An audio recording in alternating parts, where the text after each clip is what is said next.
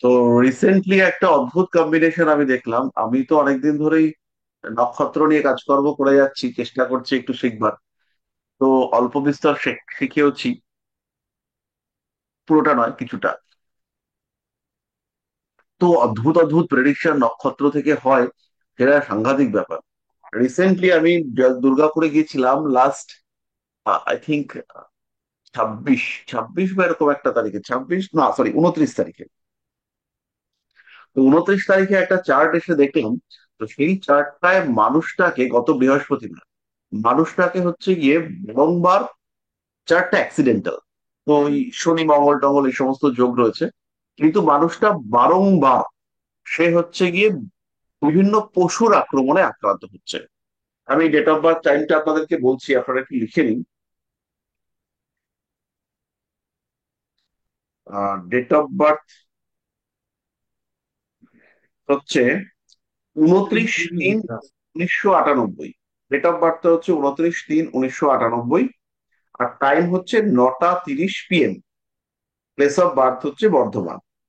তো একে বার চারপাশে কুকুরে কামড়েছে, বেড়ালে আঁচড়েছে। মানে বেড়ালে যে আঁচড়েছে, পাগল বেড়াল আমরা কোনোদিন শুনিনি। তো বেড়াল পাগল হয়ে গিয়ে আছে জেরে বেড়ে করে। তো এটা ভয়ঙ্কর ব্যাপার। এরকম হচ্ছে কি সাধারণত দেখতে পাওয়া যায় না, যে বেড়াল একই জায়গাতে ফালা ফালা ফালা ফালা করে দিয়েছে। লাস্টলি ছেলেটা চাকরি করতে গেছে, ছেলেটা ইঞ্জিনিয়ার, ইলেকট্রিক্যাল ইঞ্জিনিয়ার। চাকরি করতে গেছে আহ ওই কোনো একটা বিহারের আশেপাশে কোনো একটা জায়গায়, থার্মাল পাওয়ার প্ল্যান্টে। তো সেই থার্মাল পাওয়ার প্ল্যান্ট যেটা তাপবিদ্যুৎ কেন্দ্র, সেখানে সাইকেলে করে ফিরছিল। সাইকেলে করে বাড়ি মানে অফিস থেকে, প্ল্যান্ট থেকে কলকাতায় ফিরছে। সেই সময় শুয়োর, বুনো শুকর, সে এসে গুতিয়ে দিচ্ছে। গুতিয়ে দিয়ে পায়ের যে গোড়ালির ওপরের যে অংশটা, চামড়াটা, সেটাকে ফালি করে ছিঁড়ে দিয়েছে। এবং সেখানে 15-16টা সেলাই পড়েছে। আর ছেলেটা এখনো পর্যন্ত 4 মাস হয়ে গেছে, সোজা হয়ে হাঁটতে পারছে না। মানে আমাদের যে গোড়ালির ঠিক উপরটা, ইয়ে পাটা এরকম ভাঁজ হচ্ছে, এই জায়গাটা, এই জায়গাটাকে সে ফালা করে দিয়েছে। তো এইটা আমি কোন রকম কোনো কম্বিনেশন খুঁজে পাইনি। খুঁজে না পেয়ে, তো পরের দিনকে, বৃহস্পতিবার থেকে শুক্রবার দিন ফিরে এসে যখন আমি পড়াচ্ছিলাম, তখন হঠাৎ করে এই ছেলেটার কুণ্ডলিতে রেবতী নক্ষত্রের একটা কানেকশন পাই। তো রেবতী নক্ষত্রের কানেকশন যেটা পাওয়া যায়, সেটা হচ্ছে এর যে শনি মঙ্গল যোগ, যে অ্যাক্সিডেন্টাল যোগটা, এই শনি মঙ্গল অ্যাক্সিডেন্টাল যোগটা রেবতী নক্ষত্রে রয়েছে। রেবতী নক্ষত্র সম্পর্কে পড়তে গিয়ে আমরা দেখতে পেলাম যে রেবতী নক্ষত্রের দেবতা তিনি হচ্ছেন পুষণ।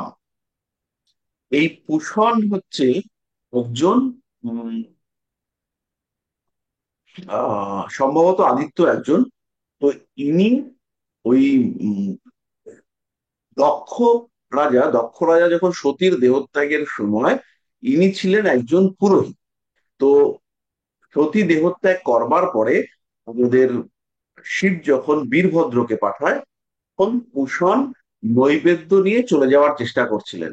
তো সেই সময় কুষণের দাঁত ভেঙে দিয়েছিলেন বীরভদ্র। এইটা হচ্ছে একটা, দাঁত ওয়ার্ডটা এখান থেকে এলো। এই রেবতী নক্ষত্রের সঙ্গে কানেক্টেড রয়েছে দাঁত। আরেকটা জিনিস হচ্ছে, এই যে পুষণ, ইনি বন্য প্রাণীদের আক্রমণ থেকে মনুষ্যকে রক্ষা করে থাকেন। তাহলে এই যে রেবতী নক্ষত্রের এরকম একটা সাংঘাতিক গুণ চোখের সামনে উঠে এলো, সেইটা তারপরে 4-5 জনকে জিজ্ঞেস করলাম। ইনফ্যাক্ট আজকের চেম্বারেও একজনকে জিজ্ঞেস করলাম, যে তার ষষ্ঠ ভাবাধিপতি, সে হচ্ছে রেবতী নক্ষত্রে রয়েছে। তা জিজ্ঞেস করলাম কুকুরে কামড়েছিল কখনো? তো সে বললো কুকুরে কামড়েছিল মানে কি, ভয়ঙ্কর কুকুরে কামড়েছিল। এবং থাইতে হচ্ছে গিয়ে কুকুরে কামড়ে মাংস তুলে নিয়ে গিয়ে বেরিয়ে গেছিল। তো এই যে রেবতী নক্ষত্র সম্পর্কে একটা জিনিস আমরা জানলাম, এটা কিন্তু ভীষণ কার্যকরী। এবং যতগুলো চার্টে অ্যাপ্লাই করলাম, প্রত্যেকটা চার্টে কিন্তু এফেক্টিভ রয়েছে। তো নক্ষত্র সম্পর্কিত কাজটা, এটা আমাদেরকে ইমিডিয়েট কমপ্লিট করতে হবে। এটা কিন্তু একটা আমাদের অ্যাস্ট্রোলজিক্যাল ফিল্ডে ট্রেজার, একটা মানে আহ, কি বলবো এটাকে, একটা সম্পদ তৈরি হতে চলেছে। আমি মোটামুটি যা কাজ করেছি, সেটাকে যখন আরেকটু ঠিকঠাক ওয়েতে নিয়ে আসা যাবে, তো সেটা একটা অসাধারণ জিনিস হবে। তো দরকারে আপনাদেরকে একটু সাহায্য করতে হবে, আমি বলবো, আমাদের লোকজনের দরকার হবে। তো যাই হোক, রেবতী নক্ষত্র সম্পর্কে আমরা একটা জিনিস জানলাম। এরপরে আমাদের শেখর বাবু কিছু প্রশ্ন করেছেন, সেটা একটুখানি দেখে নিই। গ্রুপে উনি কিছু প্রশ্ন করেছেন, 223 নম্বর গ্রুপে। একটা চার্ট দিয়েছে, ইনকমপ্লিট একটা চার্ট, যেখানে কোনো ডেট অফ বার্থ টার্থ কিছু নেই। তো এই সব চার্ট দিলে হবে না, এটা একটা বিশ্রী ব্যাপার। যে চার্টে ডেট অফ বার্থ টার্থ নেই সেটা দিলে কি করে হবে? তো ডেট অফ বার্থ বলবো? তারা ডেট অফ বার্থ বলার দরকার নেই। আচ্ছা, তো আমরা এই চার্টটা থেকে মোটামুটি একটা ডেট অফ বার্থ বার করে নিতে পারি। আমি স্ক্রিনটা একটু শেয়ার করি, তাহলে আপনারা দেখতে পাবেন সবাই।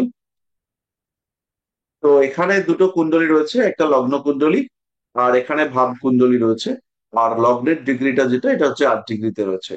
তো এখানে কিছু প্রশ্ন করেছেন। এই হরোস্কোপটার বৃষ লগ্ন, সপ্তমপতি মঙ্গল কৃতিকা নক্ষত্রে বসেছে। মঙ্গলের ডান দিকে বাঁ দিকে দুটো পাপগ্রহ রাহু এবং শনি আছে। এই ক্ষেত্রে এই মেয়েটার বিবাহ হলে কি স্বামীর কোন রকম ক্ষতি বা স্বামী মারা যাওয়ার সম্ভাবনা আছে? পরিচিত হরোস্কোপ, আমি এই সিদ্ধান্ত নিতে পারছি না। বেশ ভালো কথা। তো ভীষণই ভালো কথা, সমস্যা নেই তাতে। তো আমরা একটা চার্ট ছোট্ট ছোট্ট করে বানিয়ে নিই। এটা হচ্ছে আমাদের নবাংশ কুণ্ডলী। নবাংশ কুণ্ডলীতে সব গ্রহ আমাদের দরকার নেই, আমরা চটজলদি কয়েকটা গ্রহের জন্য নবাংশ কুণ্ডলীটাকে বানিয়ে দেবো। আপনারা সকলেই নবাংশ কুণ্ডলী বানাতে জানেন, তাও আমি একবার সহজ করে দেখিয়ে দিচ্ছি।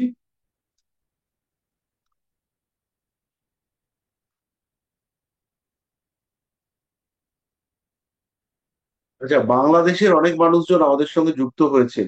এবারে কিন্তু বাংলাদেশে আমাদের একটা ইনস্টিটিউট খুলতে হবে ঋষিবাণীর।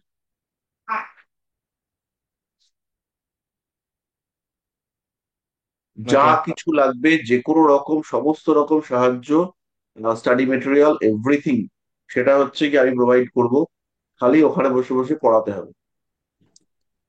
স্যার খুলে ফেলুন স্যার, তাহলে আমাদের জন্য সুবিধা হবে। হ্যাঁ, আপনারাই তো খুলবেন, আপনারা পড়াবেন, সুবিধার কি আছে? আপনি পড়ানোর স্যার জন্য দেখুন প্রিপেয়ার স্যার, হলেই তো। এর আগের বেঁচে যারা ছিল পুরাতন, ওদেরকে সাথে কথা বলে যোগাযোগ করে স্যার, হ্যাঁ, কি বলেন? যোগাযোগ করে একটা মোটামুটি তৈরি করুন, তাহলে আমরা ঋষিবাড়ির একটা কনফারেন্স করব। করে আমরা ওখানে ঋষিবাড়ির একটা করবো আমরা। সমস্ত রকম নোট, ভিডিও ক্লাসেস, যা কিছু, সমস্ত সাপোর্ট আমরা এখান থেকে দেবো। ওকে আর স্যার, এটা হলে ভালো হবে আমি স্যার। হচ্ছে গিয়ে অনলাইনে ক্লাস করাবো, আপনারা অফলাইনে করাবেন। আমি হচ্ছে গিয়ে অনলাইনে মাসে একদিন করে পজিটিভলি ক্লাস করাবো। আর যখন যখন বাংলাদেশ যাব তখন তখন ক্লাস করাবো গিয়ে। হ্যাঁ স্যার, আর ওই যে আপনার রুবেল চক্রবর্তী দাদা আছেন, তারপর আরেকজন এখানে প্রভাষক দাদাটাও আছেন, ওনারা তো ভালো একদম এক্সপিরিয়েন্স আছে। একদম। ওরা সবাই একত্র হয়ে একটু আর কি ইনিশিয়েটিভ নিন, এটা হোক। সত্যিই দরকার। কারণ বাংলাদেশে আমি যেটা রিয়েলাইজ করেছি, অনেকেই জ্যোতিষ চর্চাকারী আছেন, কিন্তু তারা হচ্ছে গিয়ে এই বিদ্যাটাকে ওপেন করতে চান না। হ্যাঁ হ্যাঁ। তো এটা তো কোনো গোপন বিদ্যা নয়, এটা একটা উন্মুক্ত বিদ্যা, যতটা সম্ভব তুমি যদি ছাড়ি তাহলে হচ্ছে কি আমার পরের লোকটা এটাকে এগিয়ে নিয়ে যেতে পারবে। এনিওয়ে, আমরা নবাংশটাকে, লগ্নটাকে বানিয়ে দিই। তাহলে বৃষ রাশিতে 8 ডিগ্রিতে রয়েছে, মানে তৃতীয় নবাংশ। করে বলুন, লগ্ন কোথায় বসবে? নবাংশ লগ্ন কোথায় বসবে? মিন রাশিতে। তাহলে এটা কিভাবে? পৃথ্বী রাশির সমস্ত গণনা আমরা মকর থেকে করব। এটা তৃতীয় নবাংশ, 3 ডিগ্রি 20 মিনিট, 6 ডিগ্রি 40 মিনিট, তারপরে 10 ডিগ্রি। তাহলে 6 ডিগ্রি 40 মিনিট থেকে 10 ডিগ্রির মধ্যে আছে। এই তৃতীয় নবাংশ গণনা করা হলো মকর রাশি থেকে। তাহলে মকর থেকে 1 2 3, তৃতীয় রাশিতে এটা বসবে। এই কুণ্ডলিতে ভদ্র মহিলা, তিনি হচ্ছে গিয়ে লগ্নে মাঙ্গলিক অবস্থায় রয়েছেন, এবং মঙ্গল কৃতিকা নক্ষত্রে রয়েছে 8 ডিগ্রি 32 মিনিটে। তাহলে এখানেও মঙ্গল এখানেই বসবে।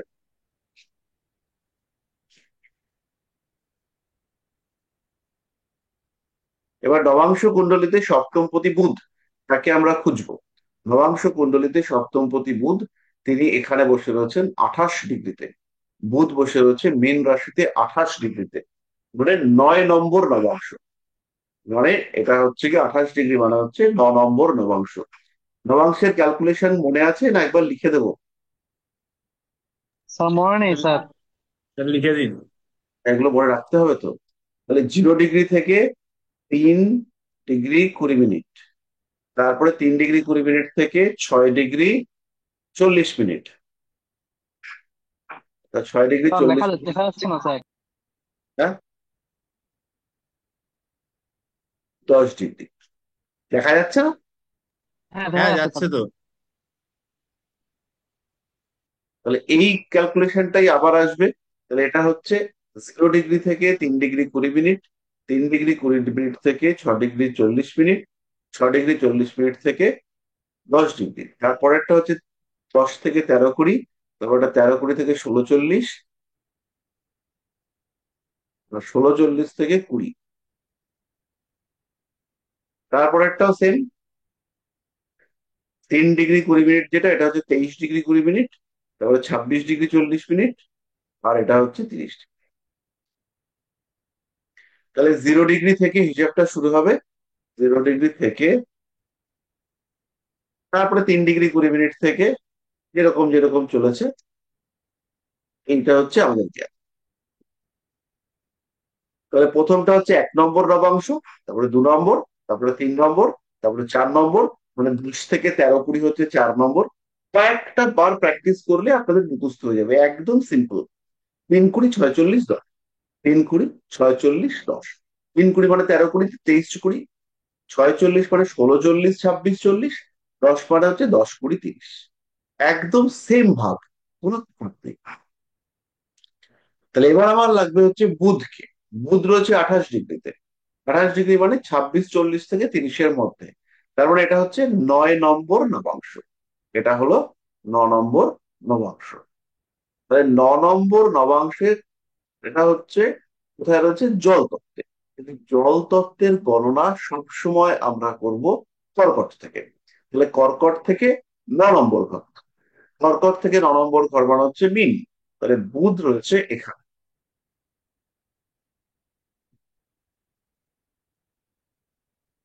লাস্ট আমরা দেখবো নবাংশে লগ্নপতিকে। নবাংশে লগ্নপতি তিনি হচ্ছেন বৃহস্পতি। তিনি এখানে রয়েছেন 17 ডিগ্রিতে। 17 ডিগ্রি মানে কত নম্বর নবাংশ, ঠিক করে বলুন খুব তাড়াতাড়ি।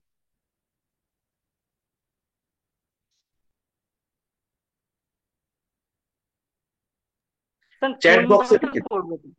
চ্যাট বক্সে লিখে দিন 17 নম্বর নবাংশ মানে কত, 17 ডিগ্রিতে আছে মানে কত নম্বর নবাংশ।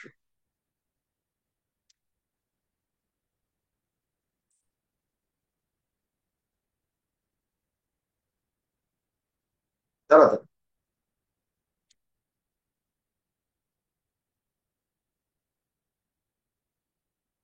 17 ডিগ্রিতে বৃহস্পতি রয়েছে, কন্যা টন্যা নয়, কত নম্বর নবাংশ। কন্যা হয়নি, কন্যা ভুল হচ্ছে। না না, কন্যা ভুল হয়নি, কন্যা ঠিক হচ্ছে। কিন্তু এটা কত নম্বর নবাংশ?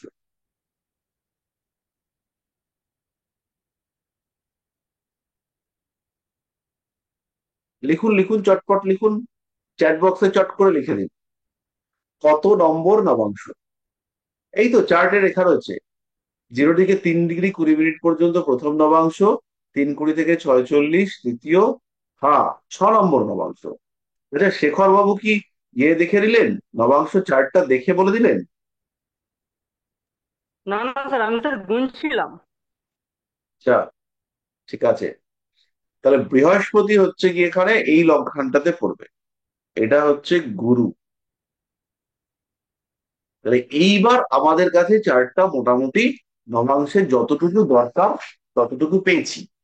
তাহলে এইখানে এই মানুষটার মৃত্যুর কারণ হিসেবে আমরা যেটাকে গণ্য করতে পারি সেটা হচ্ছে লগ্নে মঙ্গল, এবং মঙ্গলটা পাপপীড়িত হয়ে রয়েছে কৃতিকা নক্ষত্রে, এই সমস্ত রয়েছে। এবার কৃতিকা নক্ষত্রের অধিপতি রবির সঙ্গে বৃহস্পতির ক্ষেত্র বিনিময় হয়েছে, এটা সমস্যাটাকে কমিয়েছে। এবার পুরো ডিটেল আনসার পাচ্ছি আমরা নবাংশ কুণ্ডলিতে। নবাংশ কুণ্ডলিতে লগ্নে বুধ বসে রয়েছে, বুধ হচ্ছে সপ্তমপতি, এবং বৃহস্পতি সে হচ্ছে গিয়ে সোজা গিয়ে বসেছে, বৃহস্পতি মানে নবাংশ লগ্নপতি, সে সোজা গিয়ে অবস্থান করেছে সপ্তমে। তাহলে বুধ বৃহস্পতির মধ্যে ক্ষেত্র বিনিময় তৈরি হয়েছে। তাহলে এই যে বুধ বৃহস্পতির মধ্যে ক্ষেত্র বিনিময় হয়েছে, বুধ বর্গোত্তম হয়েছে, লগ্নে নবমপতি মঙ্গল চলে এসছে, লগ্নপতি সপ্তমপতি সম্পর্ক করেছে, এর ফলে এই সম্ভাবনা মোটামুটি কমেছে। এই ক্ষেত্রে মৃত্যুর চান্স অনেক অনেক কম। আহ, এখানে যে মরে টরে যাবে এই ব্যাপার একদমই কার্যকরী হবে না। তাই জন্য উনি নিশ্চিন্ত থাকতে পারেন। পরিষ্কার হলো?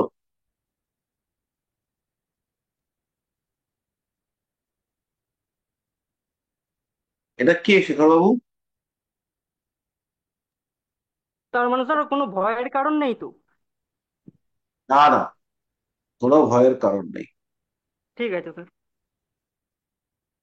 আপনারাও বুঝতে পারলেন যে এখানে কিন্তু বিরাট ভয়ঙ্কর কোনো কারণ নেই। তবে ম্যারিড লাইফে অশান্তি আছে, ভালো রকম অশান্তি আছে। যাই হোক, এবার আমাদের যেটা পড়তে হবে সেটা হচ্ছে গিয়ে বিজনেস।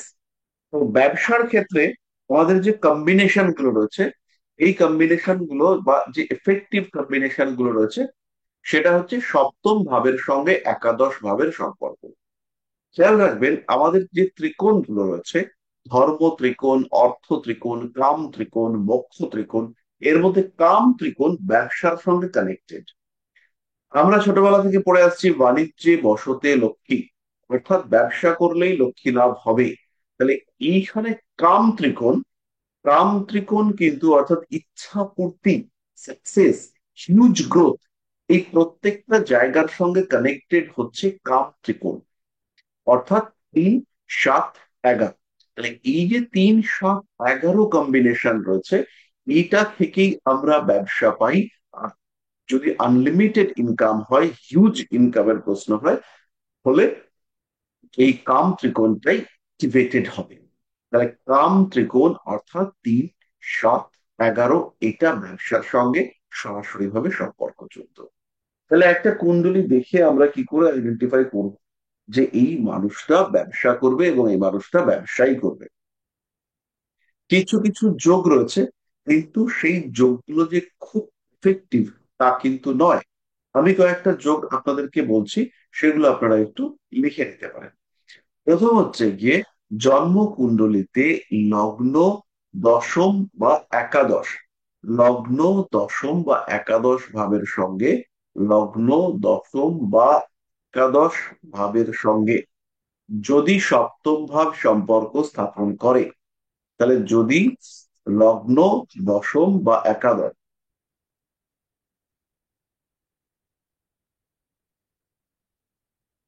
লগ্ন দশম বা একাদশ ভাবের সঙ্গে যদি সপ্তম ভাব সম্পর্ক করে, হতেই পারে লগ্নপতি গিয়ে সপ্তমে বসেছে, সপ্তমপতি একাদশে বসেছে, এরকম যে কোনো সম্পর্ক যদি দেখতে পাওয়া যায়, লগ্নপতি লগ্নে বসে আছে, সপ্তমপতি একাদশে, তাহলেও সেটা সম্পর্ক হবে। যদি লগ্ন সপ্তম একাদশ সম্পর্ক তৈরি হয় বলে যুক্ত হয়, এই ক্ষেত্রেও ঘটনাটা ঘটবে। তাহলে এই প্রত্যেকটা ক্ষেত্রে আমাদের ব্যবসার সম্ভাবনা বাড়তে দেখতে পাওয়া যাবে। সপ্তমপতি, সপ্তমপতি গ্রহ যদি 9, 10 অথবা 11, 9, 10, 11 ভাবের সঙ্গে সম্পর্ক স্থাপন করে, তাহলে সেই ক্ষেত্রেও জাতক বা জাতিকা তারা কিন্তু ব্যবসার মাধ্যমে অর্থ উপার্জন করতে পারবে। তাহলে কি বললাম, লগ্ন সপ্তমপতি যদি 9, 10, 11 এই ভাবগুলোর সঙ্গে সম্পর্ক স্থাপন করে, তাহলে সপ্তমপতি সে যদি 9, 10, 11 ঘরের সঙ্গে সম্পর্ক করে, সেই ক্ষেত্রেও জাতক বা জাতিকা তিনি কিন্তু ব্যবসা করবেন।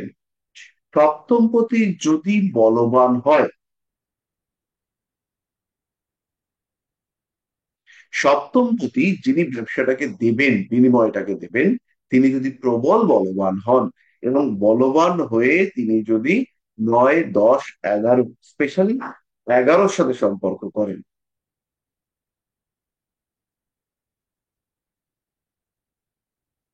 সপ্তমপতি বলবান হয়ে যদি 11-র সঙ্গে সম্পর্ক স্থাপন করেন, সেই ক্ষেত্রে জাতক ব্যবসা করবে। সপ্তমপতি যদি নবমে অবস্থান করে এবং নবমপতি যদি খুব বলবান হয়,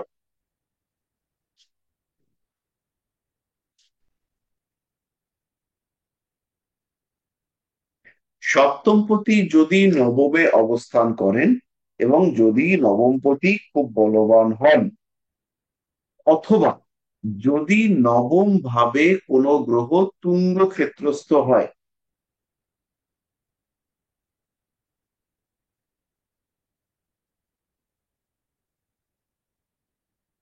তাহলে সপ্তমপতি যদি নবমে অবস্থান করেন বা নবম ভাবকে দৃষ্টি দেন বা নবম ভাবের সঙ্গে সম্পর্ক করেন, নবমপতি যদি বলবান হয়ে ওঠেন, অথবা নবম ভাবে যদি কোনো গ্রহ বলবান হয়ে স্থান করে, তাহলে সেই ক্ষেত্রে সেই জাতক কিন্তু অবশ্যই ব্যবসা করবে। এগুলো ছাড়াও কুণ্ডলিতে যদি কোনো স্ট্রং ধনযোগ তৈরি হয়, ধনযোগটা কিরকম, যেমন একদম সিম্পল একটা ধনযোগ বলছি।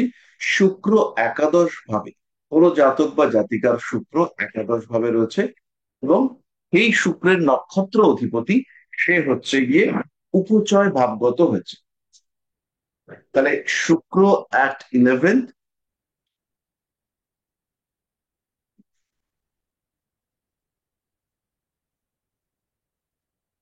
এবং শুক্রের নক্ষত্রপতি তিনি কোনো একটা উপচয় স্থানে অবস্থান করেছেন। উপচয় স্থান মানে হচ্ছে 3, 6, 10, 11। জন্মকুণ্ডলিতে বৃহস্পতি বলবান হয়ে রয়েছে, বৃহস্পতি বলবান পাপ যুক্ত বা দৃষ্ট, বৃহস্পতি বলবান পাপ যুক্ত বা দৃষ্ট হয়ে আছে। যদি এরকম অবস্থায় থাকে এবং বৃহস্পতির সঙ্গে একাদশ ভাবের সম্পর্ক হয়েছে, তাহলে নিঃসন্দেহে সেই জাতক ব্যবসা বড় কিছু করবে। জন্ম কুণ্ডলিতে শনি বলবান হয়ে রয়েছে এবং শনির নক্ষত্র অধিপতি 9, 10, 11 এদের সঙ্গে সম্পর্ক স্থাপন করেছে, জাতক ব্যবসা করবে। জাতক শুধু ব্যবসা করবে না, জাতক ব্যবসার মাধ্যমে উন্নতিও করবে।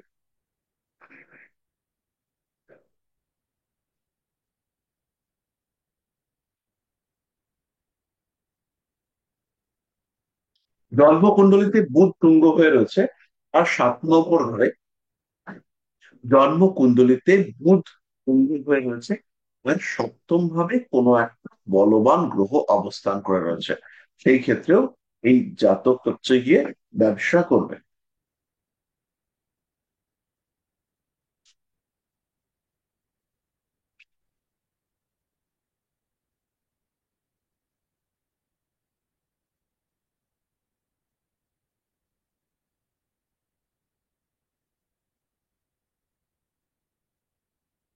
তাহলে ব্যাপারগুলোকে আমি একটুখানি চার্টে দেখি।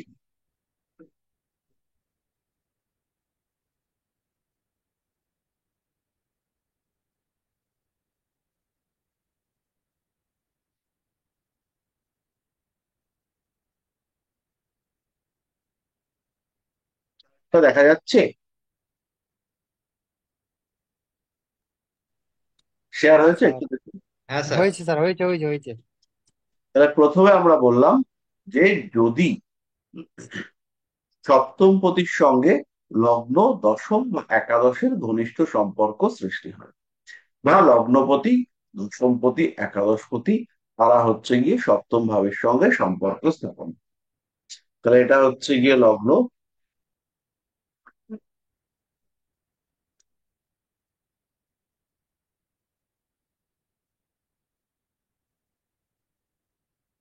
তাহলে এই হচ্ছে আমার লগ্ন। এবার ধরে নিচ্ছে আমার এখানে হচ্ছে গিয়ে বৃহস্পতি এখানে রয়েছে আর এখানে হচ্ছে গিয়ে মঙ্গল রয়েছে।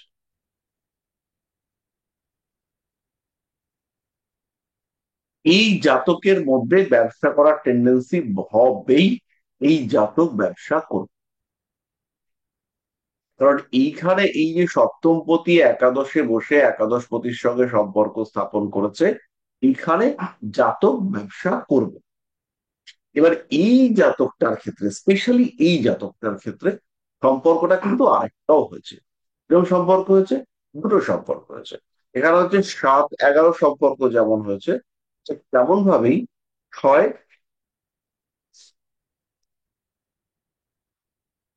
6-10 সম্পর্ক হয়েছে। ষষ্ঠপতি সে হচ্ছে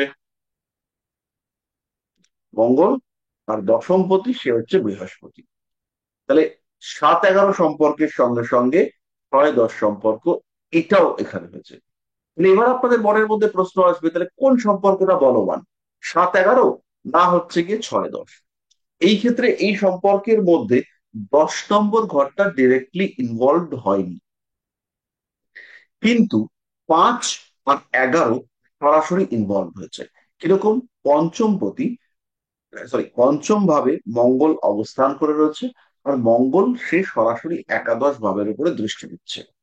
বৃহস্পতি সে স্বয়ং একাদশে বসে রয়েছে। একটু লক্ষ্য করুন, মঙ্গল সে হচ্ছে গিয়ে নিজের 11 নম্বর ভাবটাকে দেখছে, কিন্তু মঙ্গল ষষ্ঠ ভাবটাকে দেখছে না। তাহলে মঙ্গল এখানে একাদশ ভাবের প্ল্যানেট বা মুখ্য ফলদাতা গ্রহ হয়েছে। বৃহস্পতি সে কিন্তু তার সপ্তম ভাবটাকে দেখছে।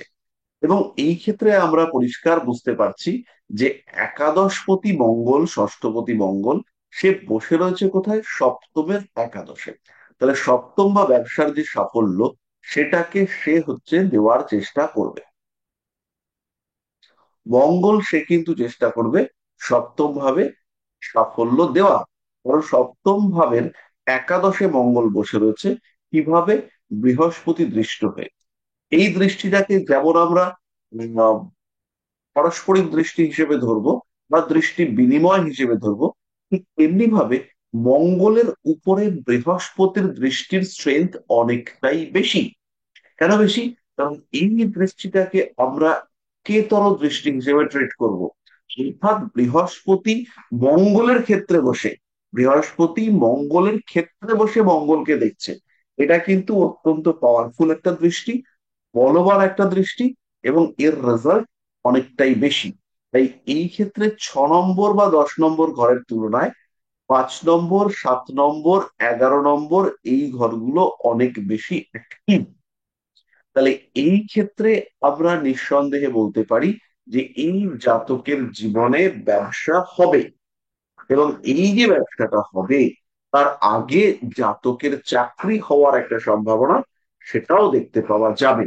অর্থাৎ এই জাতক তিনি ব্যবসার আগে একটা চাকরি বাকরি করতে পারেন, এবং তার চাকরি করার একটা পূর্ণ সম্ভাবনা সেটা দেখতে পাওয়া যায়।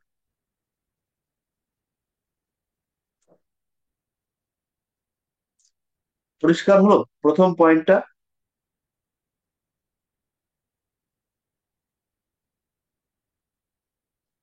স্যার দ্বিতীয় পয়েন্ট আরেকবার একটু বলবেন?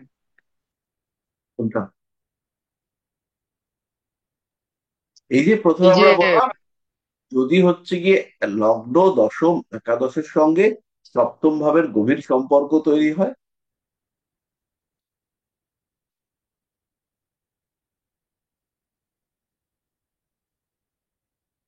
এরপরে পয়েন্ট যেটা, সেটা হচ্ছে গিয়ে সপ্তমপতি যদি নবম, দশম বা একাদশে গিয়ে স্বয়ং অবস্থান করেন, মানে নবম, দশম বা একাদশ, সেখানে গিয়ে যদি বৃহস্পতি অবস্থান করে, বা সপ্তম পতি তিনি যে কোনো ভাবের ক্ষেত্রে হতে পারে, তিনি যদি নবম, দশম বা একাদশে অবস্থান করেন, সেই ক্ষেত্রে ব্যবসার কানেকশন তৈরি হতে দেখতে পাওয়া যায়। তাহলে ধরে নিচ্ছি কারোর একজনের কর্কট লগ্ন, তাহলে সপ্তম পতি তিনি হচ্ছেন শনিদেব।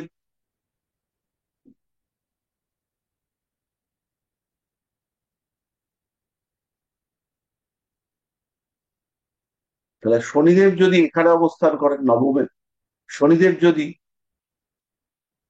দশমে থাকেন, কিংবা তিনি যদি একাদশে থাকেন, সেই ক্ষেত্রে এই জাতকের ব্যবসা করার মেন্টালিটি তীব্রভাবে বাড়বে। তবে এই সমস্ত ক্ষেত্রে আমরা অবশ্যই নক্ষত্রটাকে দেখে নেব। নক্ষত্র অধিপতি যদি উপচয় স্থানগত হয়, তাহলে ব্যবসার ক্ষেত্রে সাফল্য আসা এটা দ্রুত হবে। এবং ব্যবসার ক্ষেত্রে খাটনিটা, এই যে খেটে ব্যবসাটা করবে, সেই খাটনিটা ফ্রুটফুল হতে দেখতে পাওয়া যাবে, খাটনিটার পজিটিভ রেজাল্ট দেখতে পাওয়া যাবে।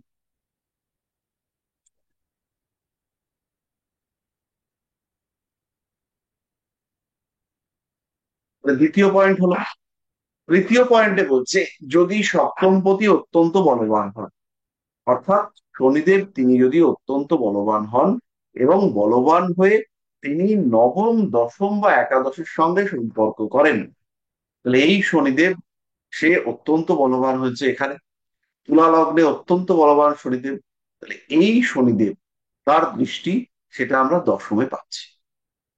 তাহলে শনিদেবের সরাসরি দৃষ্টি সেটা আমরা 10 নম্বর ঘরে পাবো।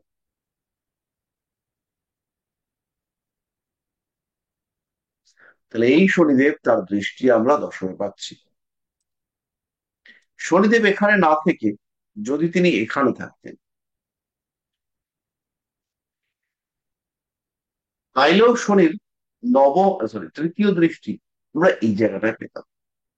আর এরকমই যদি গ্রহ অবস্থান থাকতো, সেই ক্ষেত্রে শনির দশম দৃষ্টি সেটা মঙ্গলের উপরে পড়তো।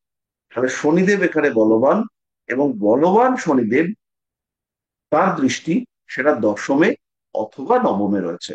এবং যদি বলবান শনিদেব 9, 10, 11-তে দৃষ্টি দেয়, তাহলে আমরা বলতে পারি যে এই জাতক ব্যবসা, এই শনিদেব যদি এইখানে থাকে, ধরে নিচ্ছি শনিদেব লগ্নতেই আছে, তাহলেও কিন্তু সপ্তমপতি লগ্নে থেকে দশমকে দেখছে, এখানে চাকরি হওয়ার সম্ভাবনা তৈরি হচ্ছে। তবে খেয়াল রাখতে হবে, চাকরি দেওয়ার সম্ভাবনা তৈরি হলেও জাতকের মধ্যে, জাতক ব্যবসা করবে, এবং এই কম্বিনেশনে, এই যে লাস্ট কম্বিনেশনটা আমরা ড্র করলাম, এই কম্বিনেশনে জাতকের ব্যবসার সাথে সাথে চাকরি করার টেন্ডেন্সি সেটাও বাড়ছে দেখতে পাওয়া যাবে। লগ্নে শনিদেব সবসময় নিয়মানুবর্তী করে, লগ্নে শনিদেব নিয়ম থেকে বেরিয়ে আসতে দেয় না। আর এই শনিদেবের কারণে এই জাতকের মধ্যে চাকরি করবার ইচ্ছা, চাকরি থেকে বেরোবো না ভয়, সেই সমস্ত কাজ করতে দেখতে পাওয়া যাবে। আর প্রতিবন্ধকতা কাটিয়ে জাতক যে সামনের দিকে এগিয়ে আসবেন, সেই এগিয়ে আসার জন্য যে স্ট্রেংথ, তার একটা অভাব তৈরি করে দেবে এই শনিদেব। শনিদেবী প্রতিবন্ধকতা দেবে, শনিদেবী বলবে প্রতিবন্ধকতা কাটিয়ে আসো, লড়াই করো। আর সেই শনিদেবী সেই প্রতিবন্ধকতা কাটানোর পথেও বাধা সৃষ্টি করবে, যে যাস না, বিপদ হবে, যেমন আছিস ভালো আছিস, ভগবানকে ডাক।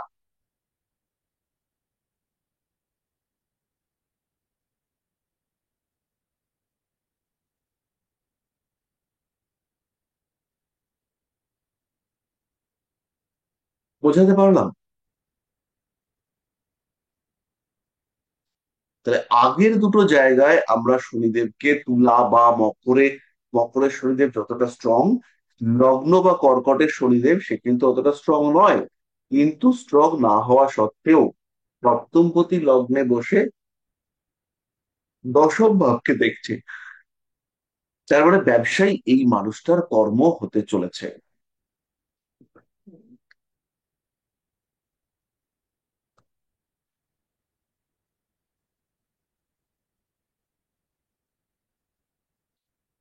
পয়েন্টে যেটা আমাদের রয়েছে, এটা হচ্ছে সপ্তমপতি তিনি নবমে অবস্থান করে রয়েছে।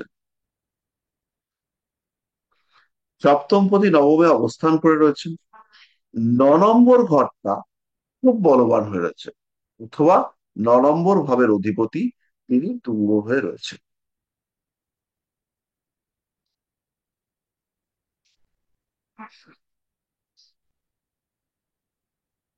তাহলে সপ্তমপতি তিনি নবমে রয়েছেন, নবম ভাবে বসে রয়েছে বৃহস্পতি, অথবা নবম ভাবে অত্যন্ত বলবান কোন গ্রহ। তো এই যে ঘরটা, এখানে অত্যন্ত বলবান হওয়ার কেউ নেই, এটাকে আমরা একটু চেঞ্জ করে দিই।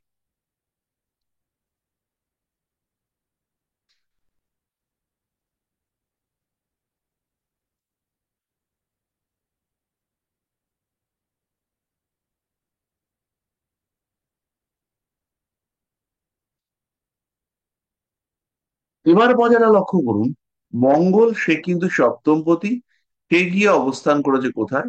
নবমে, যেটা আমরা এতক্ষণ বলছিলাম। তাহলে সপ্তমপতি তিনি নবমে, নবম ভাবপতি তিনি বলবান হয়েছেন।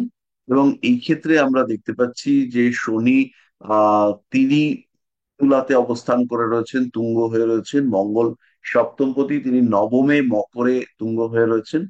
এর সঙ্গে বলেছে যদি 9 নম্বর ঘরে কোনো বলবান গ্রহ থাকে, যদি 9 নম্বর ঘরে কোনো বলবান গ্রহ থাকে, তাহলে অবশ্যই এই জাতক ব্যবসা করবে এবং ব্যবসার মাধ্যমে ভালো করেই ভাগ্য উন্নতি করতে সক্ষম হবে।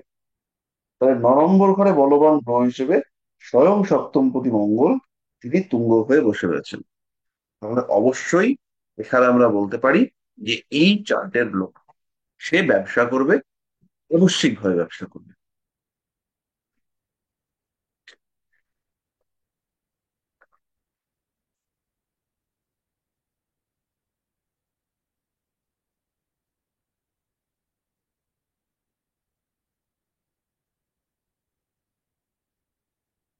পরের পয়েন্টে আমরা বলছি, যদি বুধ যদি বুধ বলবান হয় অর্থাৎ এক্সল্টেড হয় এই চার্টে, এবং সপ্তম ভাবে কোনো বলবান গ্রহ থাকে,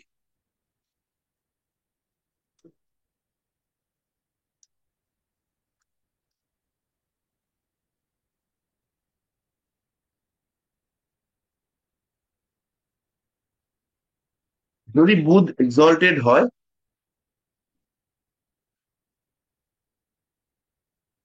এবং সপ্তম ভাবে কোনো বলবান গ্রহ থাকে, মঙ্গল থাকতে পারে, এখানে বৃহস্পতি অবস্থান করে রয়েছে,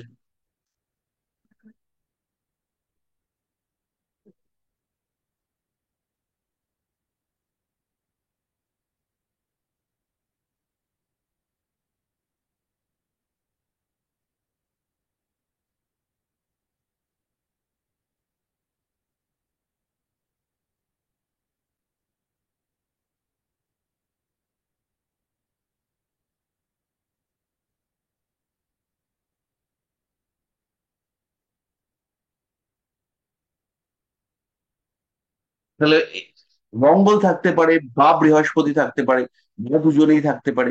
তাহলে এটা একটা স্ট্রং যোগ তৈরি হয়েছে। বৃহস্পতি এই লগ্নের জন্য পাপগ্রহ হলেও এই ঘরটাতে বৃহস্পতি বলবান।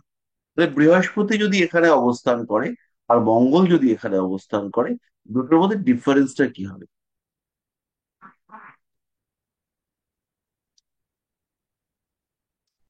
একদম সিম্পল। মঙ্গল এখানে অবস্থান করলেও জাতক ভালো ব্যবসা করবে, বৃহস্পতি অবস্থান করলেও জাতক ভালো ব্যবসা করবে। কিন্তু বৃহস্পতি অবস্থান যদি করে, সেই ক্ষেত্রে এই জাতককে ব্যবসা করবার জন্য লোন নিতে হবে। কারণ বৃহস্পতি হচ্ছে অষ্টমপতি, একাদশপতি। লোন নিয়ে ব্যবসাটা জাতককে দাঁড় করাতে হবে। আর মঙ্গল যদি স্বয়ং অবস্থান করে এখানে, তাহলে জাতককে নিজের চেষ্টায় ব্যবসাটাকে বড় করতে হবে। খুব ছোট থেকে পরিশ্রম করে সঞ্চয়ের মাধ্যমে ধীরে ধীরে ব্যবসাটাকে বড় করার দিকে এগিয়ে নিয়ে যাবে। মঙ্গল বৃহস্পতি দুজনেই যদি এখানে থাকে, তাহলে সাকসেস আসবে, সাকসেস অবশ্যই আসবে।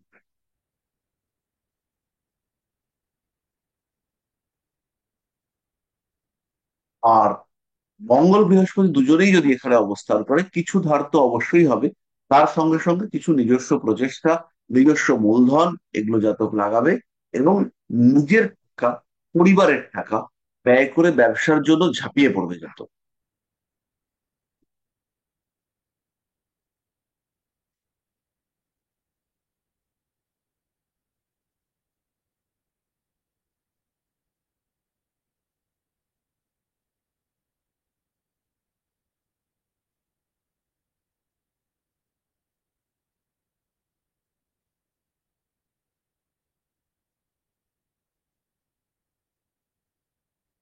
পরিষ্কার হলো?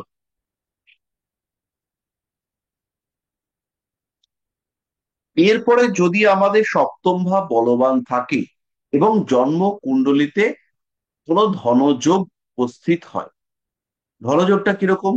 ধনযোগ হওয়ার একটা ফার্স্ট ক্রাইটেরিয়া আছে।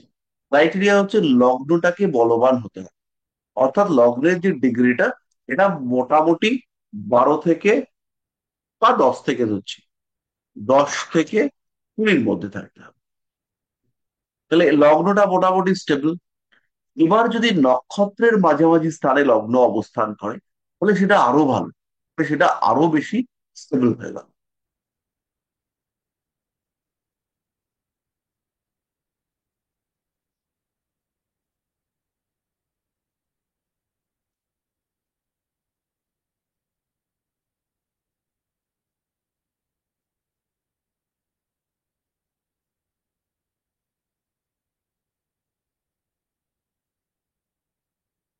তারপরে হচ্ছে গিয়ে অ্যাক্টিভ ধনযোগ আমরা পাবো।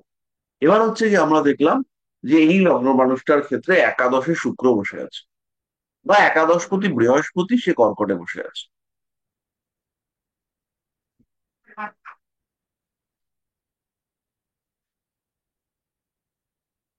তাহলে এই যে একাদশপতি তুঙ্গ হয়েছে এবং লগ্নটা বলবান হয়ে রয়েছে, এই ক্ষেত্রে সিম্পল হচ্ছে গিয়ে এটা ধনযোগ হবে।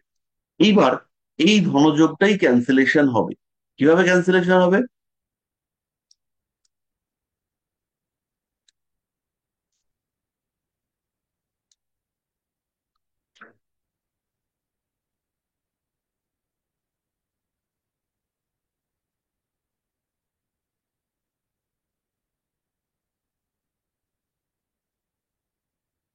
এই জায়গাটাতে শুক্র বসে রয়েছে, আর বুধ একটা বসে রয়েছে, এখানে বসে রয়েছে।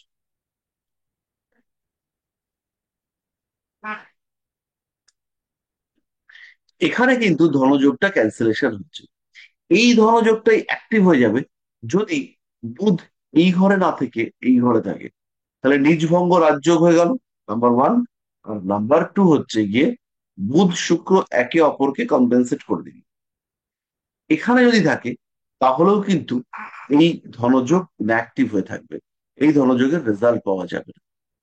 জাতক প্রচুর চেষ্টা করছে, মোটামুটি অর্থ উপার্জন করছে, এবং শেষ বয়সে গিয়ে ধীরে ধীরে গ্রহরা যখন ফলদানে আস্তে আস্তে ক্ষম হয়ে আসবে, তখন কিন্তু উম এই ধনযোগ একদমই ইনঅ্যাক্টিভ হয়ে যাবে।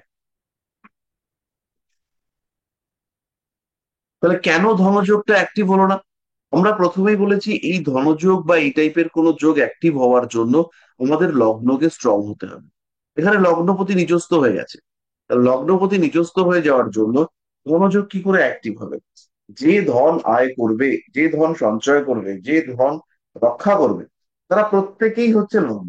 তাহলে লগ্ন এখানে যখন ড্যামেজ হয়ে গেছে, তখন অবশ্যই ধনযোগ ইনঅ্যাক্টিভ, ধনযোগ অকার্যকর হয়ে পড়েছে।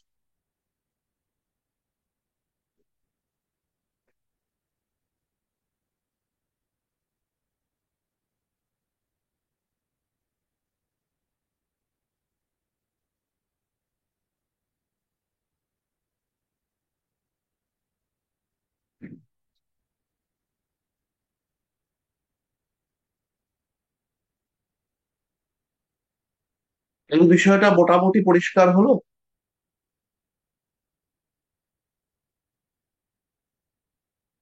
স্যার, অষ্টম ভাবে কিভাবে ধনযোগ তৈরি হতে পারে স্যার একটু বলবেন? অষ্টম ভাবে ধনযোগ?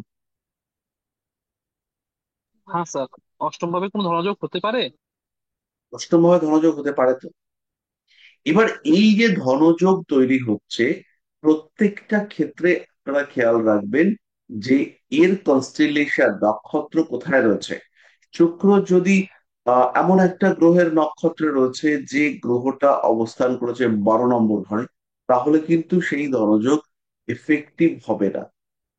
আবার এইখানে শুক্র নিচস্থ হয়েছে, তাই আমরা বললাম শুক্র নিচস্থ হওয়ার কারণে ধনযোগ দুর্বল হচ্ছে। আর দ্বিতীয় পতি পঞ্চম পতি বুধ, যে কিনা মূল ধনের কারক এই রাশির ক্ষেত্রে বা এই চার্টের ক্ষেত্রে, সে 6th হাউসে গিয়ে বসেছে।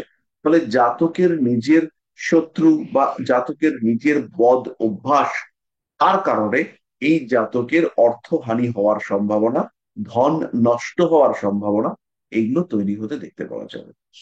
এবার এই শুক্রের যে নক্ষত্রের অধিপতি, সেটা হতে পারে রবি, সেটা হতে পারে আহ, চন্দ্র, আর সেটা হতে পারে মঙ্গল। তাহলে এখানে যদি মঙ্গল নক্ষত্র অধিপতি হয়, অর্থাৎ যদি চিত্রা নক্ষত্রে থাকে, মঙ্গল গিয়ে অবস্থান করে বৃশ্চিকে, সেই ক্ষেত্রে এটা ধনযোগের কিছুটা রেজাল্ট দেবে। কিন্তু অবশ্যই শুক্রকে বলবান হতে হবে। শুক্র বলবান না হলে, শুক্র হচ্ছে লগ্নপতি, কোনো যোগী কোনো ভালো ফল দিতে পারবে না। প্রত্যেকটা যোগকে অ্যাক্টিভেট করতে হয়, প্রত্যেকটা মন্ত্র যেগুলো আমরা উচ্চারণ করি না কেন সেগুলোকে এনার্জাইজ করতে হয়।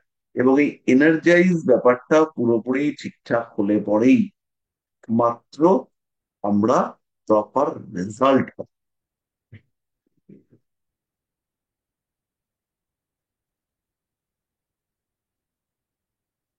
পরবর্তী একটা সিম্পল ধনযোগ আমাদের বলা হয়েছিল, সেটা হচ্ছে শুক্র যদি জন্ম কুণ্ডলিতে তুঙ্গ থাকে, তাহলে শুক্র সে যদি জন্ম কুণ্ডলিতে তুঙ্গ অবস্থায় থাকে,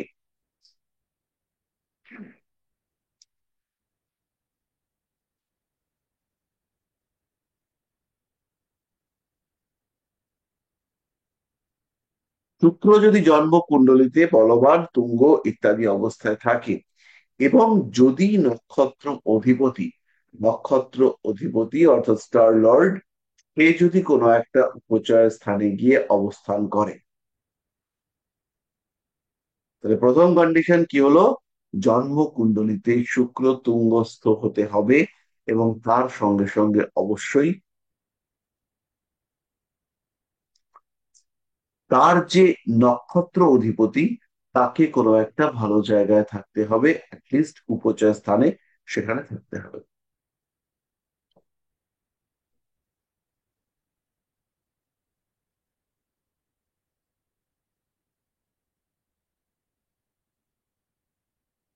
তো বলো।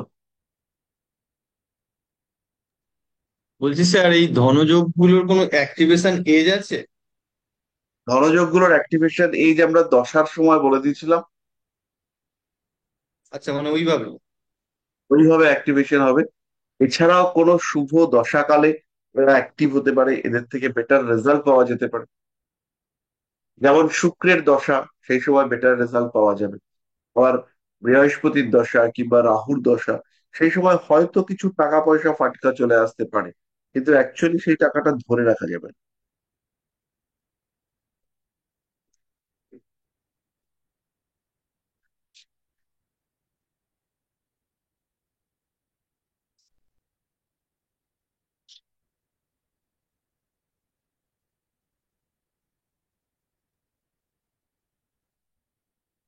আর কারোর কোনো প্রশ্ন? স্যার, শুক্র যদি একাদশে নিজের নক্ষত্রে থাকে সেই ক্ষেত্রেও কি ভালো ফল দেবে? শুক্র একাদশে নিজের নক্ষত্রে থাকলে অবশ্যই ভালো ফল দেবে।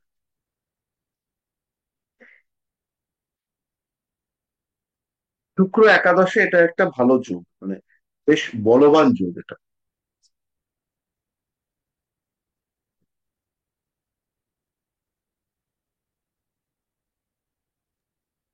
স্যার, সপ্তমপতি নবমে আর নবমপতি একাদশে, এটাও তো তাহলে মানে বিজনেসের জন্য ভালো যোগ বলা যায়।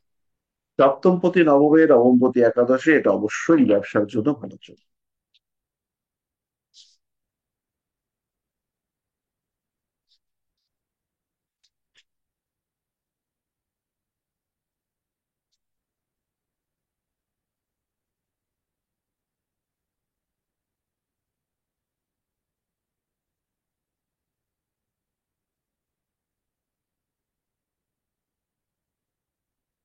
তারপরে প্রশ্ন?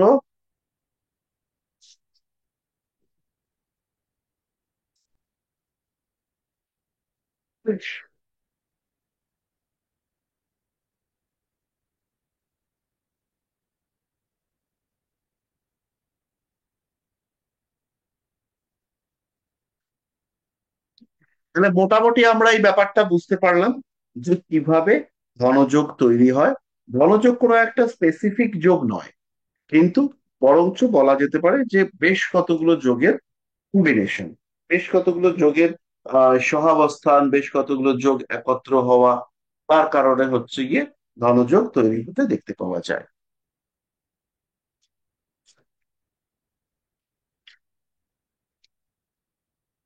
তো এবার আমাদের যেটা পড়তে হবে সেটা হচ্ছে ব্যবসায়িক ক্ষেত্রে কোন কোন গ্রহ বা কোন কোন গ্রহযোগ কি ধরনের ফল দেয়?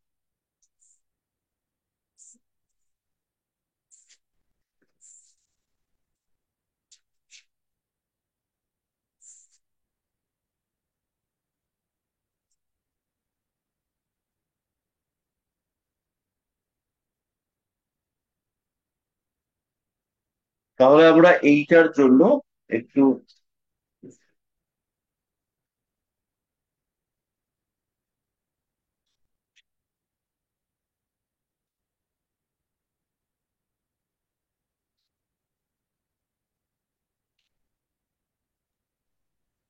স্যার একটা কোশ্চেন করবো লাস্ট।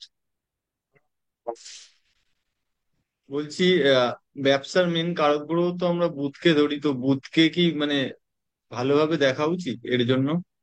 বুধকে সবসময় দেখতে হবে। বুধটা যদি ভালো না হয় তাহলে হিসেব নিকেশে গন্ডগোল হবে। আচ্ছা। মানে হিসেবের ক্ষেত্রে একটা জটিলতা গন্ডগোল সৃষ্টি হতে দেখতে পাওয়া যাবে।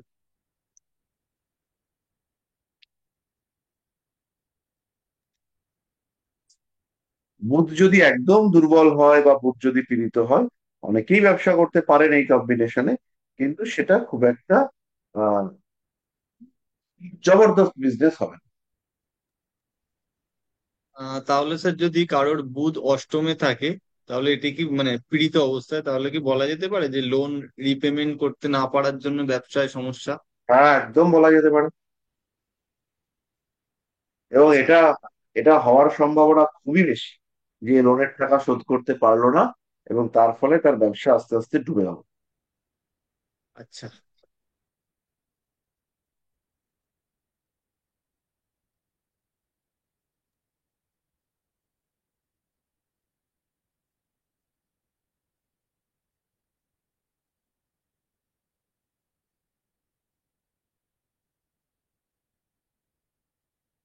এটা বহুবার দেখতে পাওয়া যেতে পারে, দেখতে পাওয়া গেছে, এবং এটা হচ্ছে গিয়ে প্রমাণিত যে অষ্টম ভাবে বুধ রয়েছে, এবং সেটা যদি মেষ লগ্নের ক্ষেত্রে হয়, বৃষ লগ্নের ক্ষেত্রে হয়, মিথুনের ক্ষেত্রে হয়, তাহলে বহু ক্ষেত্রে দেখতে পাওয়া গেছে যে প্রবল সমস্যা হয়েছে এবং তারা হচ্ছে গিয়ে আলটিমেটলি জায়গাটাকে দাঁড় করাতে পারে।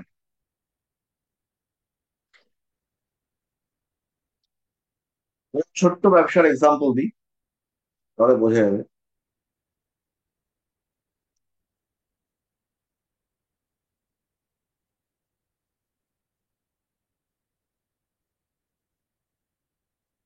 এটা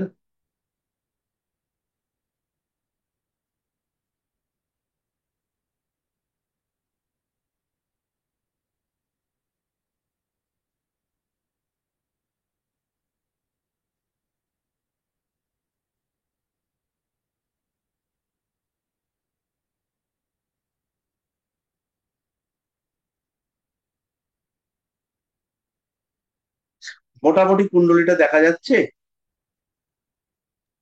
হ্যাঁ স্যার।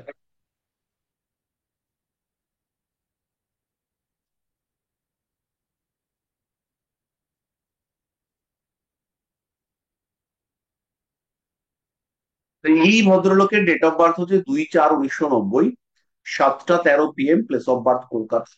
এবার এই মানুষটার ক্ষেত্রে এ কিন্তু ব্যবসার ক্ষেত্রে বহু চেষ্টা করছে, কিন্তু সেই সাকসেস সে কিছুতেই পাচ্ছে না। বারবার চেষ্টা করেও সেই সাকসেস পাচ্ছে না। এর ক্ষেত্রে ব্যবসার কাজটা করতে কোনো রকম কোনো ইয়ে নেই, সমস্যা নেই। এবং এর সপ্তম পতি শুক্র, সে চতুর্থে বসে রয়েছে, তার উপরে পঞ্চম পতি দ্বিতীয় পতি বৃহস্পতি, তার দৃষ্টি রয়েছে। কিন্তু আলটিমেটলি দুটো কারণে এ দাঁড়াতে পারছে না।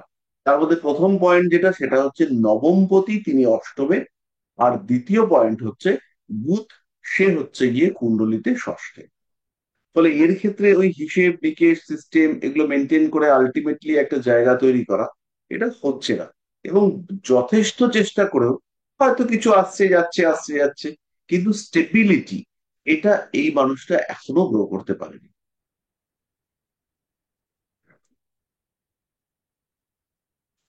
চেষ্টা, লড়াই, যুদ্ধ এগুলো সবই চালিয়ে যাচ্ছে, কিন্তু আলটিমেটলি সেই জায়গাটা সেই ফাইনালাইজ করতে পারে।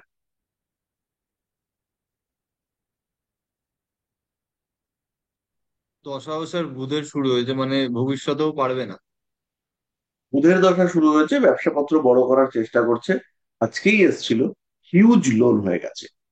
এই ক্ষেত্রে বুধ অষ্টমে নেই, বুধ অষ্টম ভাবে নেই, কিন্তু অষ্টমের সঙ্গে ডিরেক্টলি কানেক্টেড, অষ্টমের সঙ্গে কানেক্টেড হয়ে ষষ্ঠে বসে আছে। ফলে স্যার বুধ, এক্ষেত্রে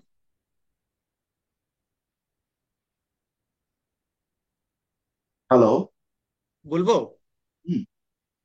বলছি স্যার এক্ষেত্রে তো অষ্টম পতি তো, ও না না, এটা তো তুলা লগ্ন, ঠিক আছে স্যার বলুন। ওরা, এটা হচ্ছে গিয়ে তুলা লগ্ন, আমরা এতক্ষণ গন্ডগোল পাচ্ছিলাম। তো এখানে হচ্ছে গিয়ে আহ এই সফটওয়্যারটাতে লগ্নটা এপাশ ওপাশ জুড়ে এমন ভাবে থাকে, আলটিমেটলি বোঝা যায় না যে এটা কোন লগ্ন হয়ে বসে আছে। হ্যাঁ স্যার, তো এটা পুরো তুলা লগ্ন। সম্পূর্ণ। হ্যাঁ, একদমই তুলা লগ্ন, আমাদের ভুল হয়েছিল, আমি এতক্ষণ বৃশ্চিক লগ্ন ভাবছিলাম। এর ক্ষেত্রে নবমপতি বুধ, সে হচ্ছে গিয়ে সপ্তমে বসে আছে, আর সপ্তমপতি মঙ্গল সে তুঙ্গ হয়ে রয়েছে। আর এই ক্ষেত্রে একে, এই লোকটার ক্ষেত্রে যেটা ডিস্টারবেন্স এসছে, আমরা এতক্ষণ ভেবে আসছি এই লোকটার লগ্নটা হচ্ছে বৃশ্চিক, লগ্নটা যে এএসসি লেখা রয়েছে, এটা সোজা গিয়ে ঢুকেছে বৃশ্চিকের মধ্যে। তো এই মানুষটার ক্ষেত্রে ব্যবসায় সাকসেস আসছে না, এতদিন পর্যন্ত কোনোভাবেই সাকসেস আসেনি। এবার লেকটাউনে ভালো জায়গাতে একটা রেস্টুরেন্ট খুলবার প্ল্যান করেছে, এক্সপেক্টেড কিছুটা বেটারমেন্ট আসবে। এর ক্ষেত্রে যেটা রয়েছে, বুধের যেটা অবস্থান, সেটা একটু লক্ষ্য করলেই আমরা দেখতে পাবো, লগ্ন হচ্ছে কি 8 ডিগ্রিতে রয়েছে, আর বুধ সে কিন্তু 3 ডিগ্রি সামথিংয়ে রয়েছে, 3 ডিগ্রি কয়েকটা মিনিটে রয়েছে। ফলে বুধের অ্যাকচুয়ালি লগ্নের 7th হাউসের বুধ কিন্তু পেছনে অবস্থান করে রয়েছে। আর এই ক্ষেত্রে অষ্টমপতি লগ্নপতি শুক্র, সে পঞ্চমে গিয়ে অবস্থান করেছে। এর ক্ষেত্রে সাকসেস রেটটাকে ড্যামেজ করে রেখেছে, সেটা হচ্ছে সূর্য। সূর্য একাদশপতি হয়ে ষষ্ঠে গিয়ে বসার কারণে এর ক্ষেত্রে ডিস্টারবেন্স হচ্ছে। আর এই লোকটার যদি একটু আগে জন্ম, বা সরি একটু পরে জন্ম হতো, এর অ্যাকচুয়াল লগ্ন যদি বৃশ্চিক হতো,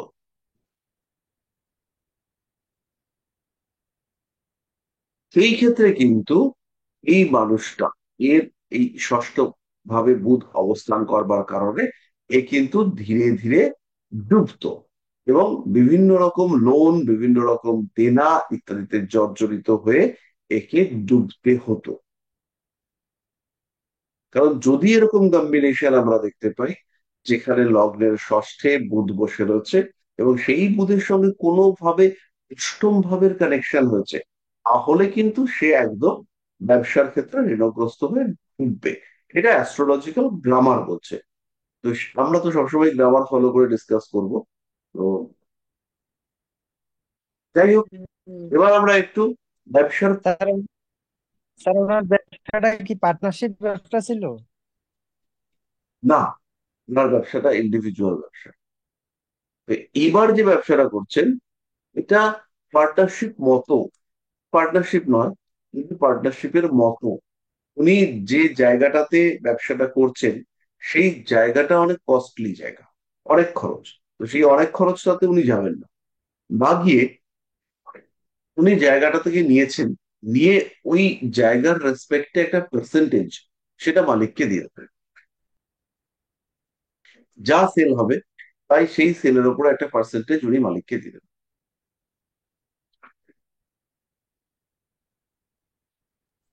এবারের ব্যবসাটা পারফেক্ট মনে হচ্ছে স্যার।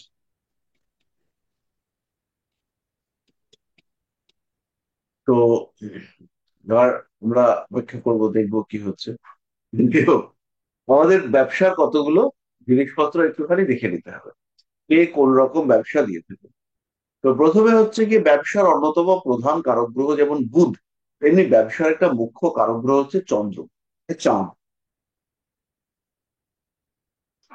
চাঁদ ব্যবসার কারক। কেন?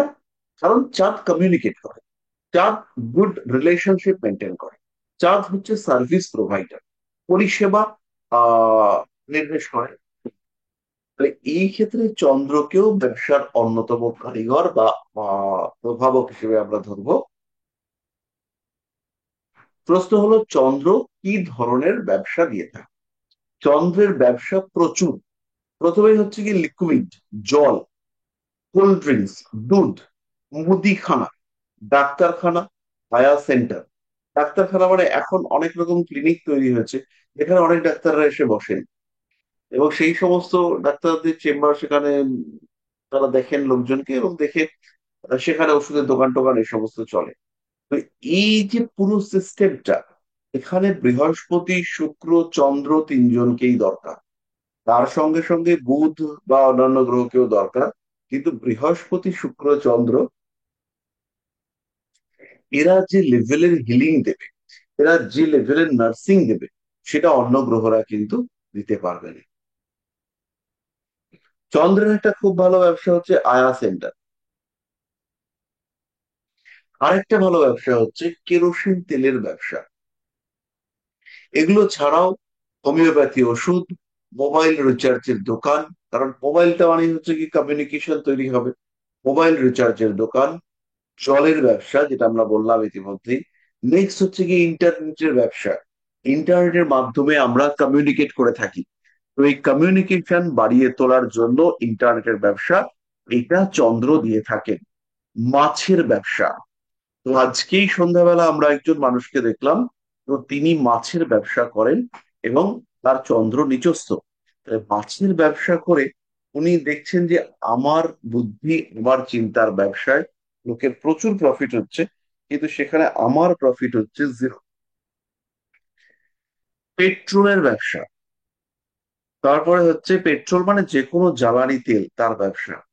তারপরে হচ্ছে গিয়ে লবণ, মাছ, প্রবাল, মুক্তো, লন্ড্রি, কোল্ড ড্রিঙ্কস তো আমরা আগেই বললাম। এই সঙ্গে সঙ্গে সমুদ্র সংক্রান্ত যে কোনো বিষয়, ইনফ্যাক্ট সমুদ্রের পাড়ে বসে ব্যবসা, সেখানেও চন্দ্রের প্রভাব লাগবে।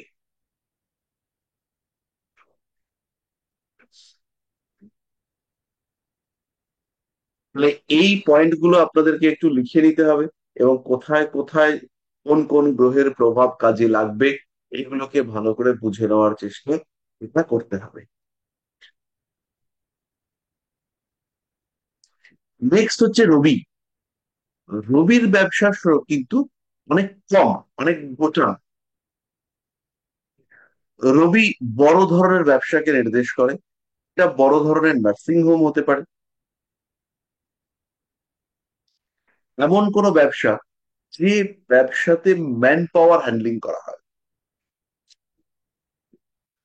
এরকম ব্যাপারটা, দুবাইতে বহু লোক চাকরি করতে যাবে, তো কোনো একজন মানুষ তিনি হচ্ছে গিয়ে কন্ট্রোল করছেন যে দুবাইতে এই এই লোকগুলোকে আমি পাঠাবো। দুবাই খুব প্রমিজিং কান্ট্রি, এবং সেখানে যারা যাচ্ছেন তারা গিয়ে কিছু একটা জায়গা পাবেন। তাহলে এই এজেন্সিটা যে করছে সেও যথেষ্ট পাওয়ারফুল লোক। তাহলে এই যে পাওয়ারফুল লোকের পাওয়ার, এটা কিন্তু রবি দিয়ে থাকে।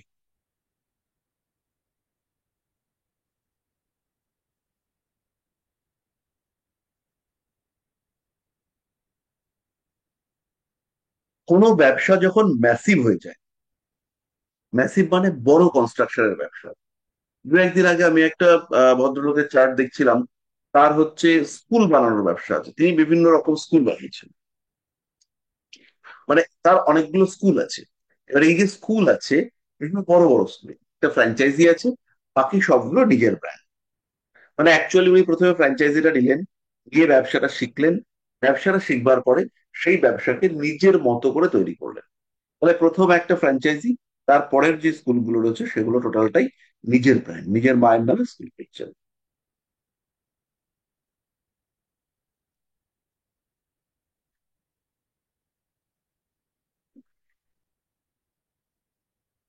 তাহলে রবির ব্যবসার মধ্যে আর যে যে ব্যবসাগুলো আসবে, তার মধ্যে রয়েছে চশমার ব্যবসা, ঔষধি মূলের ব্যবসা, যে কোনো জিনিস যেটা গরম সৃষ্টি করতে পারে তার ব্যবসা। সেটা উলেন ড্রেসেস হতে পারে, সেটা উত্তাপক যন্ত্র হতে পারে, সেটা গ্যাসের ব্যবসা হতে পারে, সেটা কোন রকম সৌর বিদ্যুতের ব্যবসা হতে পারে, ইলেকট্রিকের ব্যবসা হতে পারে। এই ধরনের প্রত্যেকটা ব্যবসা যেগুলোর মাধ্যমে আলো সৃষ্টি হতে পারে, যার মাধ্যমে তাপ সৃষ্টি হতে পারে, এনার্জি সৃষ্টি হতে পারে, এই সবগুলোই হচ্ছে রবির ব্যবসা।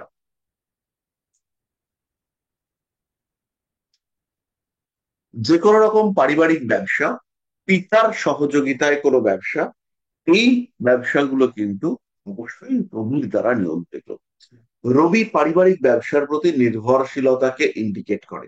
অর্থাৎ যে ব্যবসার মধ্যে জাতক ইন্ট্রোডিউস হচ্ছে, নিজেকে ঢোকাচ্ছে, নিজে প্রবেশ করছে, সেই ব্যবসাটা অ্যাকচুয়ালি পারিবারিক ব্যবসা বা শরিকি ব্যবসা, এই ধরনের ব্যবসা হওয়ার সম্ভাবনা খুবই বেশি।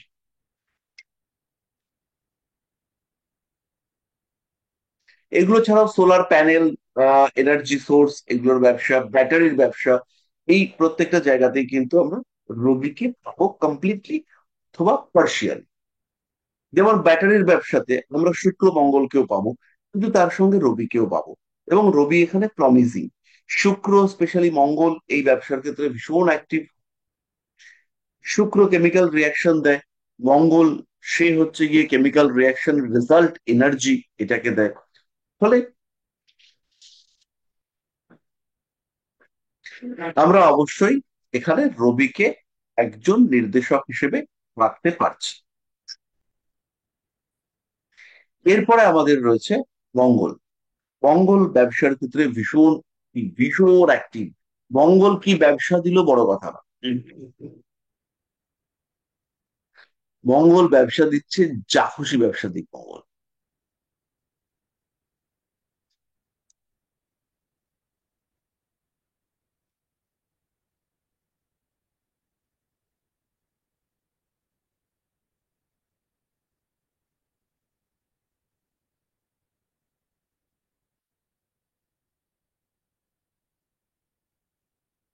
মঙ্গল কি করবে, ব্যবসার ক্ষেত্রে যে অ্যাগ্রেসিভনেস দরকার, আমার টাকা তোমাকে দিতে হবে, আমি টাকাটা আদায় করি, এই আদায় করবার ক্ষমতা এটা মঙ্গল দিতে পারবে। এটা কিন্তু আর কোনো গ্রহ দিতে পারবে না। এই যে স্ট্রেংথ, ঝামেলা করে বাঁধলো নিয়ে আসবো এবং আমি আমার পাওনাটুকু বুঝে নেব, এই পাওয়ার, এটা মঙ্গল ছাড়া কেউ দিতে পারবে না।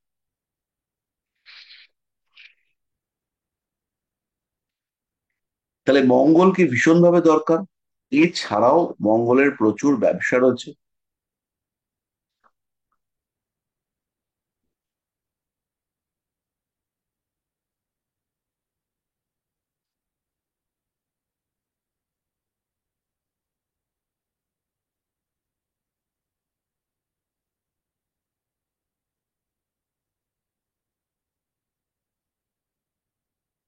ইলেকট্রিক্যাল যে কোনো রকম গুডস এর ব্যবসা, হালকা ধাতব যন্ত্রপাতি, অস্ত্র ব্যবসা।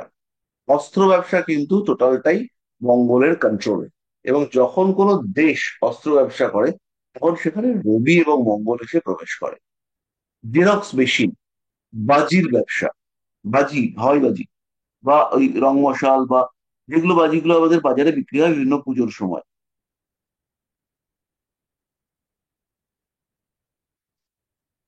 এই বাজির ব্যবসা, কসাইখানা, জেরক্সের ব্যবসা, মেডিকেল ইনস্ট্রুমেন্টের ব্যবসা, ছুরি কাঁচি অপারেশনের যন্ত্রপাতি তার ব্যবসা, অগ্নি নির্বাপক যন্ত্র, বাস্তু উপাদানের ব্যবসা, হার্ডওয়্যারের ব্যবসা, প্রমোটিং ওরিয়েন্টেড ব্যবসা, কন্ট্রাক্টরি, মাংসের ব্যবসা, মাছের ব্যবসা।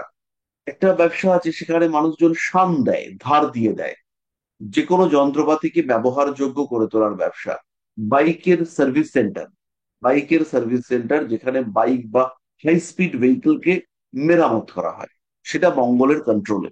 এবার সেই বাইক রিপেয়ারিং সেন্টারটা এটাই যখন অনেক বড় হয়ে যাবে, অনেকটা বড় হয়ে যাবে, তখন কিন্তু সেটা রবি কানেক্টেড হবে, শুধুমাত্র মঙ্গল সেই ব্যবসাকে ধরে রাখতে পারবে।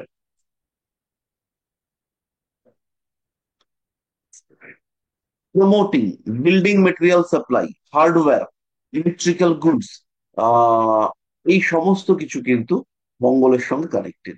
এগুলো ছাড়াও বহু ব্যবসা হতে পারে, যে ব্যবসাগুলো সম্পর্কে আমি বা আপনারা একেবারেই জানি না, কিন্তু এরকম বহু ব্যবসার সম্ভাবনা সেটা হচ্ছে গিয়ে মঙ্গল দিতে পারে। মঙ্গলের কিছু নেগেটিভিটি আছে। মঙ্গল জাতক বা জাতিকাকে অত্যধিক চঞ্চল করে দেয়, অত্যধিক রিজিড করে দেয়।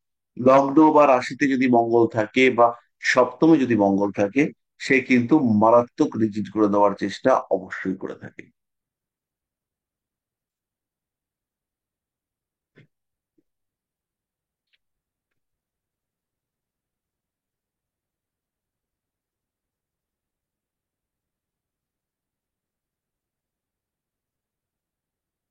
এরপরে হচ্ছে শনিদেবের ব্যবসা। শনিদেবের ব্যবসাগুলো হচ্ছে একটু পরিশ্রম সাপেক্ষ ব্যবসা। শনিদেব পরিশ্রম ছাড়া কিছু বোঝেন না, প্রজাপদ পরিশ্রম, ভারী ব্যবসা, কাঠের ব্যবসা, কাঠ কাটাই চেরাই এইসবের ব্যবসা, এই সমস্ত ব্যবসাগুলো শনিদেব করতে পারেন। আসবাবপত্রের ব্যবসা শনিদেব দিয়ে থাকেন, কিন্তু তখন আসবাবপত্র যখনই সুন্দর হবে, তখনই কিন্তু সেখানে শুক্র এসে হাজির হবে। এবার আমার বাড়িতে একটা ফার্নিচার দরকার, একটা আলমারি দরকার। আমি সোজা কি করলাম, এই আলমারিটাকে হয় নিজে কাঠকুটো কেটে নিয়ে বুনলাম, নিজের কাঠকুটো কাটাকুটি করে আমি একটা আলমারি বানিয়ে, তো এই যে আমি কাটাকুটি করে আলমারিটা বানিয়ে নিলাম, এটা হচ্ছে শনিদেবের আলমারি। এবার এটাকে আমি সুন্দর ডিজাইন ডেকোরেশন ইত্যাদি করে টোরে বেশ ভালো করে করার চেষ্টা করলাম। এখন কিন্তু সেটা শনির হাত থেকে বেরিয়ে শুক্রের হাতে যাবে। কিন্তু যে লোকটা ওই কাজটা করলো, সেই লোকটা, সেই লেবারটা, সে কিন্তু অবশ্যই শনি প্রভাবিত একজন মানুষ হবেন।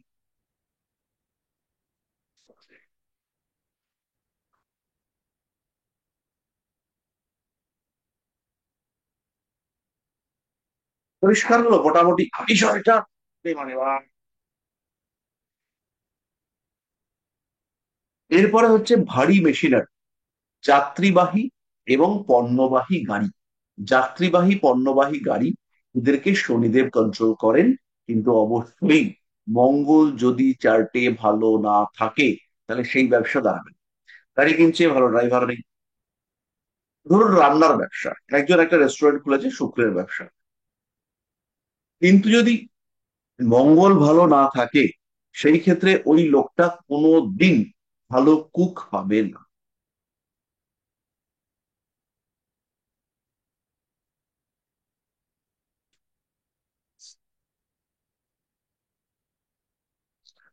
শনিদেবের মধ্যে রয়েছে গৃহ নির্মাণ সামগ্রী, স্পেশালি ওই পাথর, চুন সুরকি সিমেন্ট বালি এই সমস্ত। রড টড হলেই কিন্তু আবার শনির সঙ্গে মঙ্গল যুক্ত হয়। শনির বিশুদ্ধ ব্যবসা হচ্ছে চামড়া, চামড়ার ব্যাগ, এই সমস্ত ব্যবসা। কিন্তু চামড়ার ব্যাগ যখন সুন্দর হয়ে যাবে, কস্টলি হয়ে যাবে, সুন্দর প্যাকিং আসবে, তখন শুক্র। চামড়ার ব্যাগে শনি এবং শুক্র।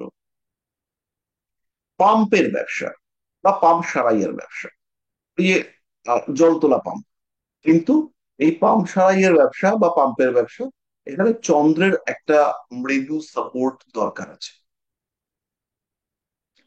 খনিজ তেল, খনিজ উপকরণ, কয়লা, জ্বালানি কাঠ, ধাতু, গ্রহ রত্নের ব্যবসা, এগুলো সবই শনির দলে আসছে। তন্ত্র সামগ্রী, অ্যান্টিক জিনিসপত্রের ব্যবসা, এগুলো সব শনিদেবের হাতে আসছে। তাহলে কি বললাম, তন্ত্র সামগ্রী এবং অ্যান্টিক দ্রব্যের ব্যবসা।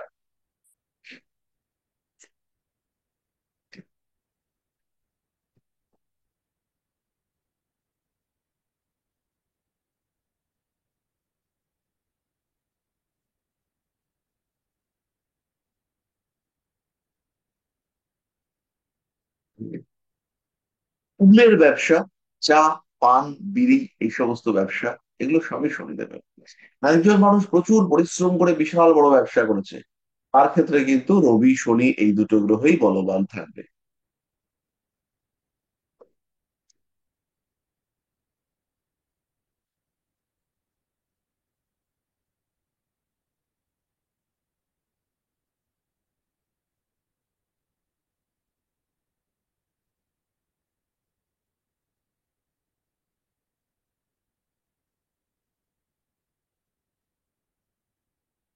এরপরে আমরা চলে আসবো শুক্রের ব্যবসায়।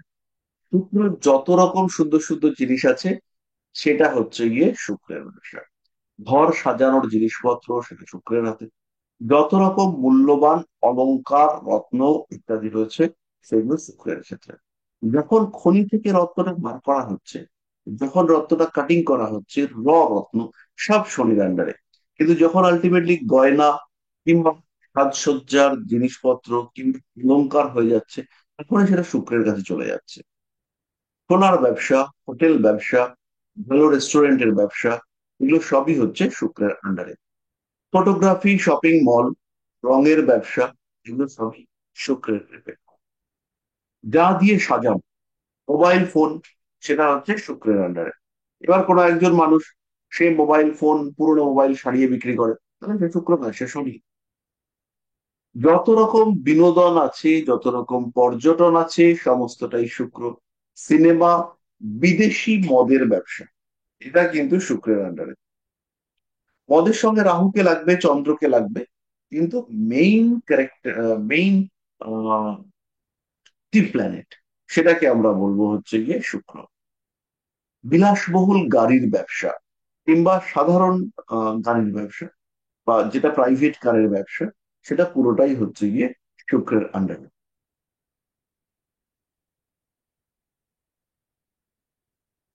বিলাসবহুল পোশাকের ব্যবসা, স্টেশনারি দোকান, পার্লার, সুগন্ধি জিনিসপত্রের ব্যবসা, সাজসজ্জা, এই সবটাই শুক্রের আন্ডারে।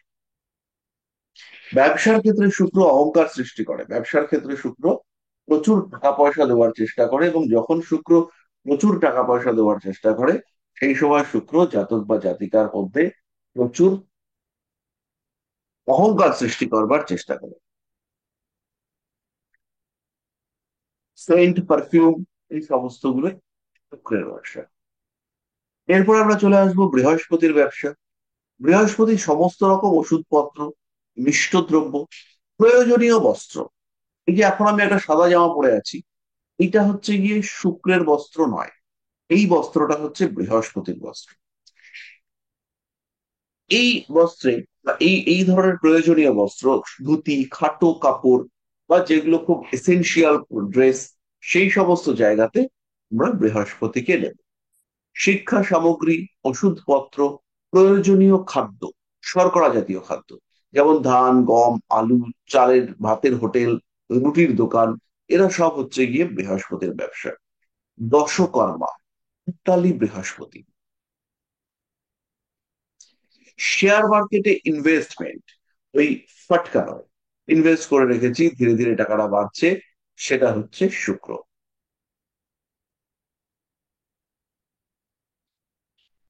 বাস্তু সংক্রান্ত ব্যবসা, সেইগুলো বা বাস্তুর প্রতিকার সামগ্রীর ব্যবসা, কিংবা হচ্ছে গিয়ে প্রেসের ব্যবসা, হোসিয়ারি শিল্প, এগুলো সব হচ্ছে গিয়ে বৃহস্পতির আন্ডারে। যারা স্টাডি মেটেরিয়াল, এডুকেশন ওরিয়েন্টেড ব্যবসা করেন, তারা প্রত্যেকেই দেবগুরু বৃহস্পতির আন্ডারে।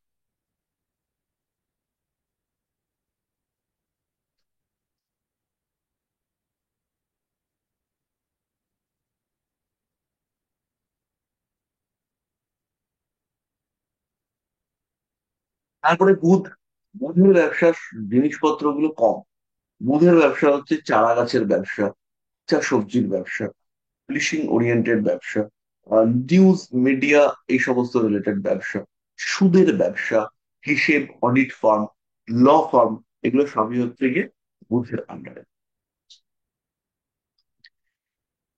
এছাড়াও ব্যবসার মূল কারকগ্রহ হিসেবে আমরা বুধকেই নিয়ে থাকি, এবং বুধের ভালো থাকাটা অত্যন্ত জরুরি একটা ব্যবসাকে ঠিকঠাক ভাবে চালানোর জন্য।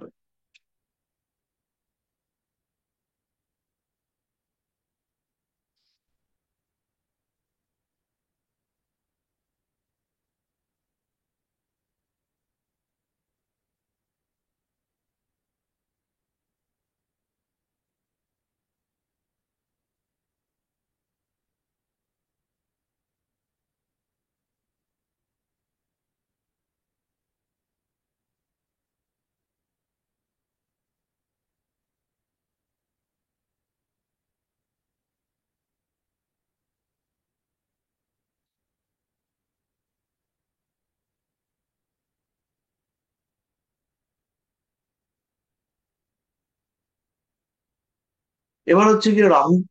রাহুর ব্যবসা যে কোনো রকম নিম্নস্তরীয় ব্যবসা, যে কোনো ব্যবসার প্রবল উন্নতি, যে কোনো ফাটকা ব্যবসা, দালালি টাইপের ব্যবসা, যত রকম জালিয়াতি ব্যবসা আছে, লটারির ব্যবসা, ব্যবসার ক্ষেত্রে অসাধুতা, এই পুরোটাই হচ্ছে কি রাহুর আন্ডারে। যে কোনো নোংরা জিনিসের ব্যবসা, যে কোনো ধারালো অস্ত্রের ব্যবসা, এগুলো সবই হচ্ছে গিয়ে রাহুদের। এরপরে আমরা চলে আসবো কেতুর ব্যবসা। কেতুর ব্যবসা নিয়ে প্রচুর কনফিউশন আছে। কেউ কেউ বলে কেতু কম্পিউটারের ব্যবসাকে কন্ট্রোল করে, কেতু মঙ্গল কম্পিউটারের ব্যবসাকে কন্ট্রোল করে, কেতু বিড়ির ব্যবসাকে কন্ট্রোল করে, কাদা মাটি, বর্জ্য পদার্থ, বিষ, বিষ জাতীয় বা গোপন পদার্থ, যেটা সরাসরি বিক্রি হয় না।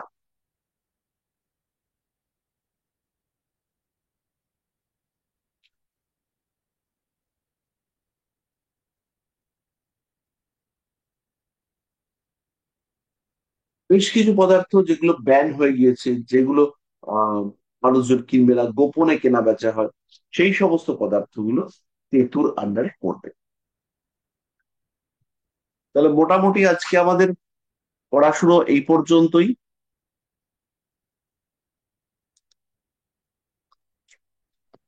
সবাই মন দিয়ে তীব্রভাবে পড়াশুনো শুরু করুন, কারণ এবার আহ কাজকর্ম করতে শুরু করতে হবে। স্যার একটা প্রশ্ন করব। হ্যাঁ হ্যাঁ, করুন। আচ্ছা স্যার, এখন তো নেটওয়ার্কিং বিজনেসের একটা খুব চল হয়েছে নানা রকম জিনিসের। তো স্যার এই নেটওয়ার্কিং বিজনেসটা কিভাবে, কোন গ্রহ থেকে develop হচ্ছে? নেটওয়ার্কিং বিজনেস মূলত রাহু শুক্র এদেরকে নিয়ে হবে।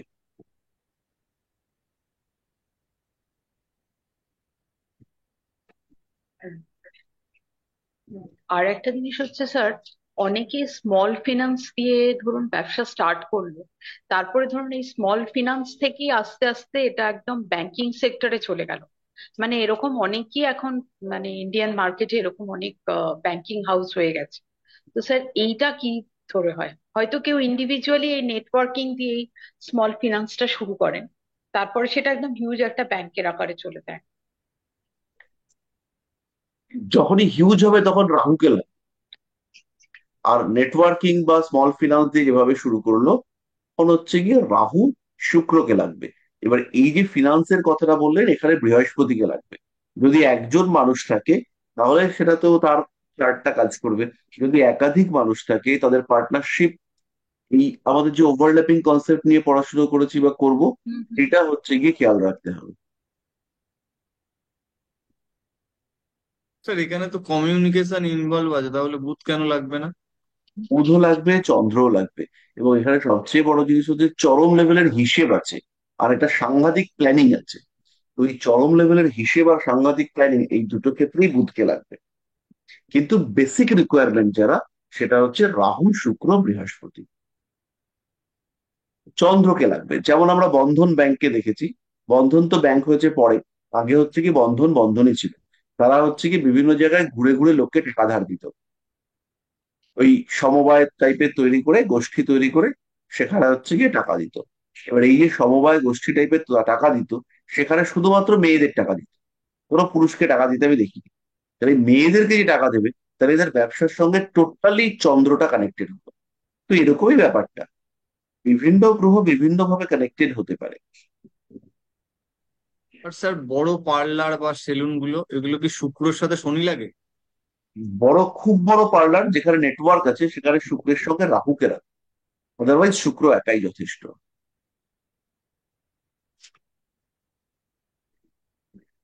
ঠিক আছে, তাহলে আজকের মতো আমাদের স্যার এই পর্যন্ত। যেখানে, স্যার একটা কোশ্চেন করবো। হ্যাঁ, একটু তাড়াতাড়ি। হ্যাঁ বলছি স্যার, যেখানে কম্পিউটার শেখানো হয়, যার আমাদের যে কম্পিউটার শেখায়, তো সেই জায়গায় কি মঙ্গল আর কেতুকে লাগবে? কেন, বৃহস্পতি, শিক্ষা মানেই বৃহস্পতি। শিক্ষা তো তো গুরু লাগবে, গুরু যেখানেই আসবে সেখানে বৃহস্পতি আসবে।